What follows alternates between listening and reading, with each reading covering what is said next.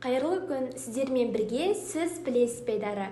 Қазіргі таңда орыс тілінен сөзбе-сөз аударылып, дұрыс қолданылмай жүрген сөз тіркестері бар. Мысалы, болып табылады тіркесі. Бұл орыс тіліндегі является сөзінің сөзбе-сөз аудармасы.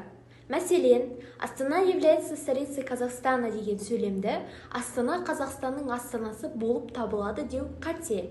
Болып табыладының орнын сызықша басуы тиіс. Келесі жұмыс жасады. Дұрысы жұмыс істеу болады. Жасау деген сөзді тек құрастырылатын, қолдан жасалатын тірліктерге байланысты айтамыз. Тәуекелге бару. Бұл да орыс тіліндегі идти на риск сөзінің сөзбе-сөз аудармасы. Дұрысы тәуекел ету.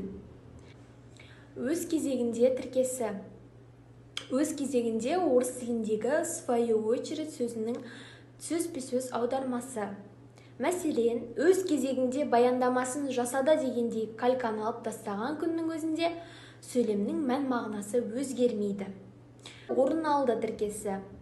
Бұл орыс тіліндегі иметь место сөзінің тікелей аудармасы. Кезінде орынды жарыстарда ғана алады.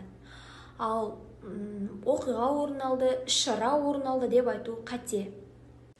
Сауатты болайық. Назарларыңызға көп рахмет.